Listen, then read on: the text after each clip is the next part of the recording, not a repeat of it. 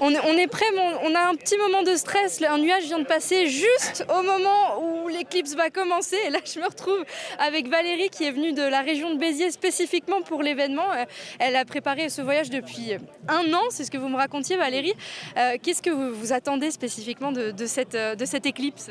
De la voir déjà, de voir l'anneau du soleil autour de la lune, que c'est un truc extraordinaire, de faire ressentir cette ambiance à mes enfants, que c'est pour eux que je suis revenue, parce que j'ai vu celle de 1999 et j'avais envie qu'ils la voient aussi, parce que la prochaine, je serai trop vieille. Et vous me disiez que c'était un événement qui était important pour votre famille. Vous vouliez que vos enfants le voient parce que c'était un événement important déjà pour vous qui l'aviez vécu avant. C'est ça, c'est un événement que j'ai trouvé impressionnant en 99 et je voulais que mes enfants puissent le vivre également. Alors je me permets de vous interrompre, Mathilde.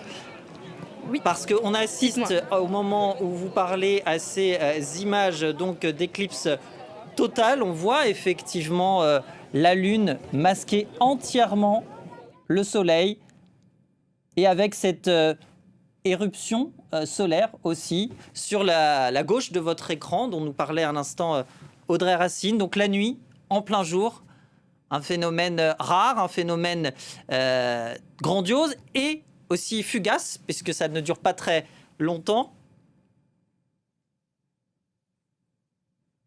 Un phénomène auquel donc vous, Mathilde Lopinski, depuis Teruel dans le nord de l'Espagne, votre invité était venu assister. On voit d'ailleurs que la nuit est tombée.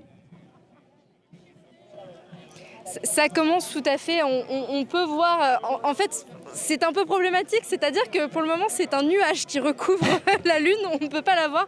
Valérie, je suis désolée pour vous aussi, vous qui attendiez cet événement, c'est le manque de chance, voilà. C'est le seul et unique nuage de tout le ciel actuellement, mais ce sont des choses qui arrivent, c'était un peu le risque, voilà. C'est toujours un risque quand on dépend de la météo. Donc, voilà, donc pour le moment on entend des gens, on voit les gens un peu déçus autour qui attendent. Bon, c'était un des risques de l'événement.